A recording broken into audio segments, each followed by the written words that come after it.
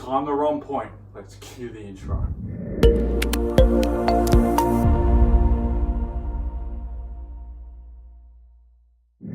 Hey guys, Hayden here and welcome back to my YouTube channel for Hayden's Place. And as you saw from probably the title and also that quirky little intro, I'll be doing a review, show review of that came on Netflix not too long ago called Running Point. It's a comedy series. Now, obviously this stars Kate Hudson and also one of the producers is Mindy Kaling, who also was in The Office, and she also did produce a famous good show which is on Netflix called Never Have I Ever.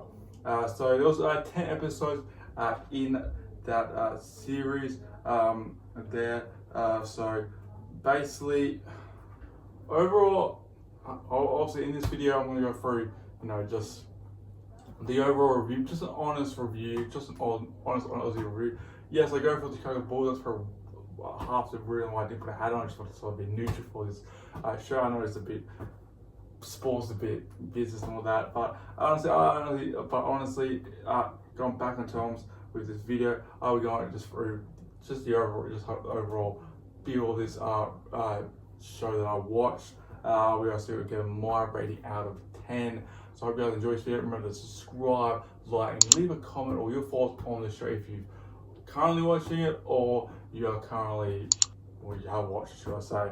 So basically, it started all off with Isla talking about her brothers, about how they were in the basketball franchise with a team called the Waves, the LA Waves.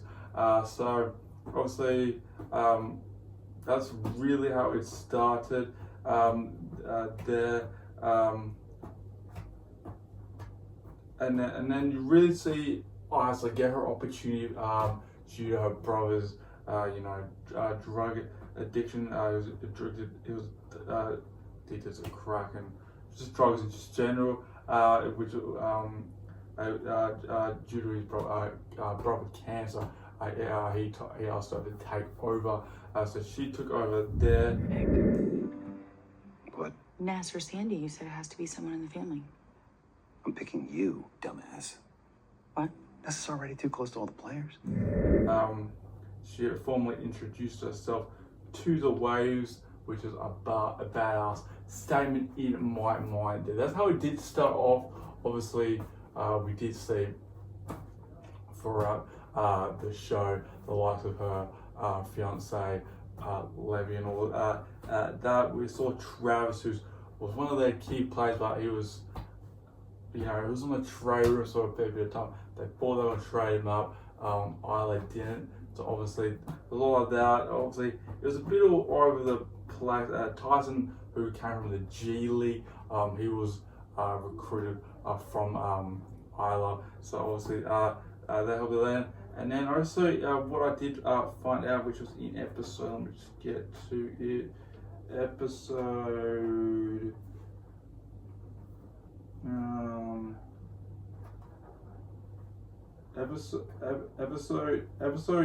one's where one of the, I suppose, the low, not the low, but one of the workers the LA Waves was family with we find that his dad was the owner of the Waves, and then in episode 2 he doesn't sign the agreement there. So obviously shows that they're trying to get family based, and I suppose Isla has seen the mistakes with her own parents and everything growing up, and also obviously with her brothers there.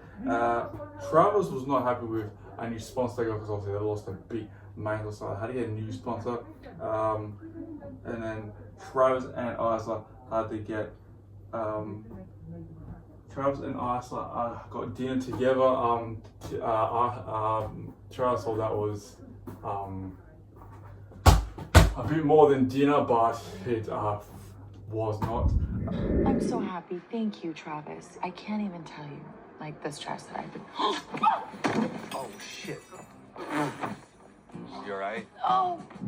There. Now Travis tries to kiss Isla, which goes viral, and it's not a good thing for the wait there. And then early on as well, the two brothers Ness and Sandy, brothers who weren't obviously in rehab like Cam was for the drug.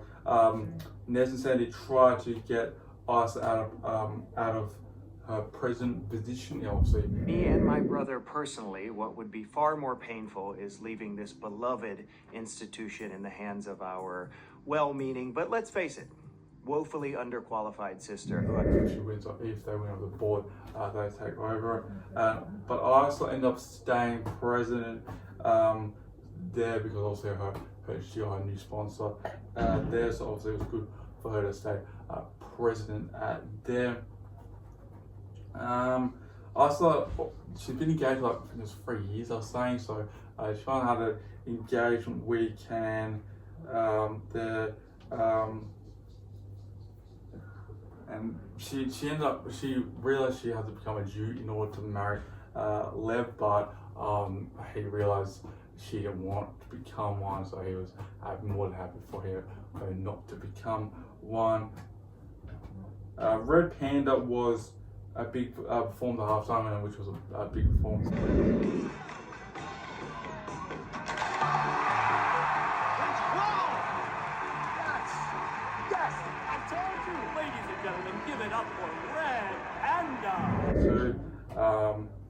So then you saw Nez, Sandy, Isla, they're all pushing the pool, just you'll see them when I show up, but you got pushing the pool there. Marcus was in trade rooms. He didn't like that at the point in time, which honestly probably no athlete, especially professional athlete, likes that whatsoever. Jackie finds out he got an STD, which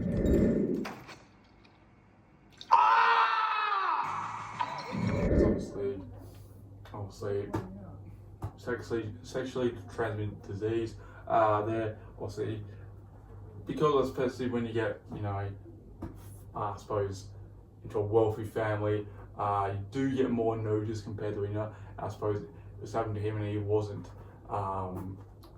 wasn't used to that attention, especially from women there, but that's probably what ended up there. Now, Travis had knee issues. We saw him taking pills, and you also saw he was getting addicted to them. So you knew that was going to come with the play, which it also did in the last one, which I'll get to in a moment. Bonnie's mum, who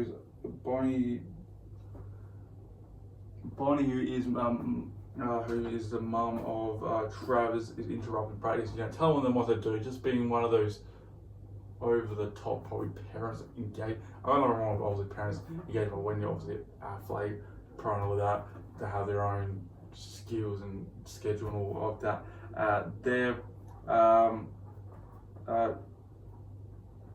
Sean has Isla on the podcast.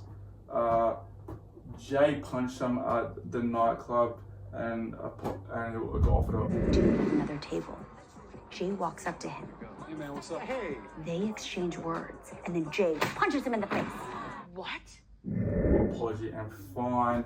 Who was obviously drunk with his old ex-wife and everything like that there, because obviously he did get fined that they were moving to Boston. Jay ended up wanting to move to that was Boston, and Jay ended up wanting to get a trade to Boston because obviously his kids were going to be over there, and obviously he was a family man, which is honestly at the end of the day.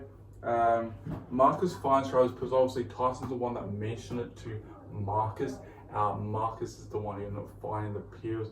He didn't call him out straight away. He just mentioned it to Isla, and then obviously Isla ended up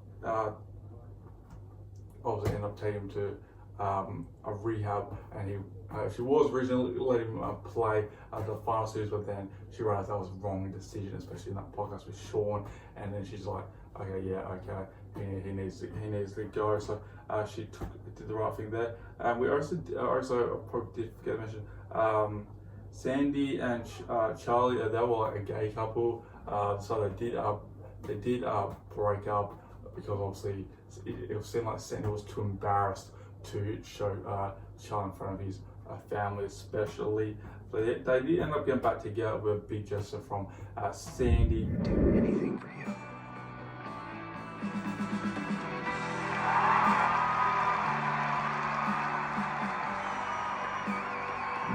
Which was done in episode 9 there, and along with in episode 9, Lev left Isla. You're breaking up with me. I can't be here for a while. I gotta go.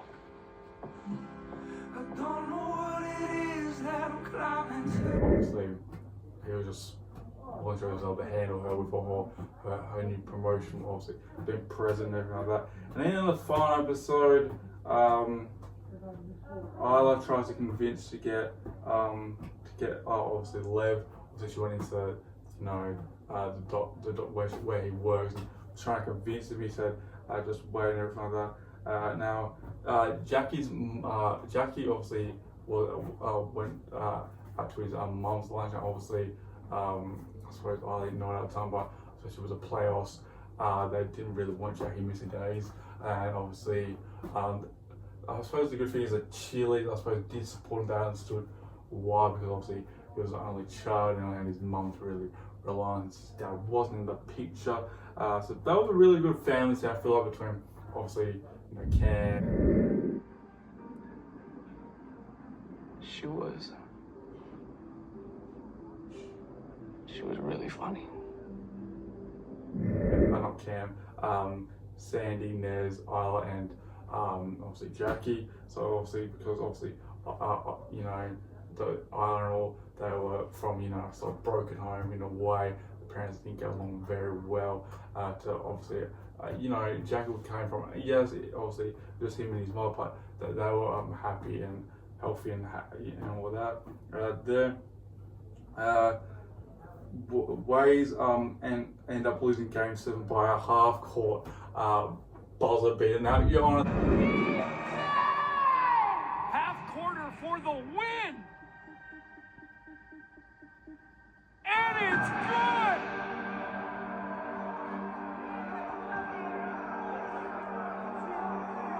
good. See, the chance of seeing that happen, especially in a Game 7 final match, is very rare, if at all. That's for sure. It was definitely heartbreaking, obviously, to see from the characters and everything like that, and players. Just heartbreaking. And then I see. Then at the end, you see Jay and kiss. Now,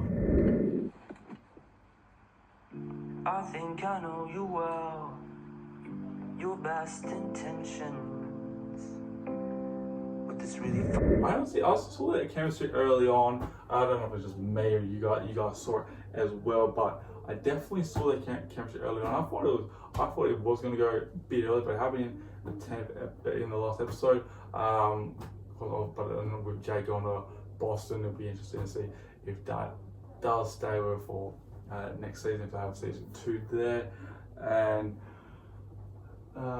then the final thing basically what happened right before the season ended was Cam returns. Oh, hey, what's up, sis? I'm back. They're basically, obviously before he had a couple more months left in rehab, and obviously, but he did bribe it away because obviously he had money. So Cam returns it, and that was basically the Running Point series on Netflix. It came out not too long ago. I definitely do recommend giving it a watch. Do I think it's going to be season? I think it's got to be, especially like ending there, and obviously Wade's not exactly winning the finals or Game 7 at least. I think it's got to be a second season, but again, it's depending on the rate. I know when I'm recording this, and obviously there's a bit of time after I actually watched myself. It's still number 1, so obviously I think they're going to do pretty well for the boxes. But again, it's depending on how they go and everything like that. The producer, good as they say, one of the producers, Mindy, she never ever had 4 seasons. That was very successful. Then obviously Kate Hudson, a good actor there. So I think yes, there'll be another season. My rating out of 10, I'll probably have to give it a 7 out of 10. There's a couple of these funny moments, especially that, you know, I think yesterday that we need to watch it when you go through Netflix and see the preview of Ali, Ali, which is Ali's best friend, just swearing at everyone, telling her to listen up. I find there's a lot of funny moments there. That's sure. We didn't see as much basketball, which I feel like, I know this is a comedy, but when you call it Running Point, I feel like you could see a bit more. We did obviously see the couple, but I feel like there could have been a bit more basketball scenes.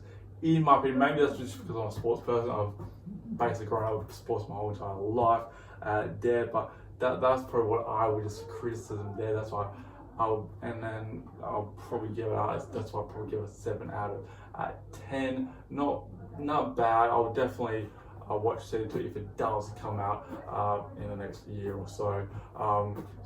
Yeah, be sure to leave that in the conversation below what you gave it a 10, your thoughts on the show, or anything like that, or you want me to review. I hope you guys enjoyed this video. Remember to hit the subscribe button, like, comment, and do all that sort of stuff. Hope you guys enjoyed this video. Till next time, Hayden Plays Out. Bye.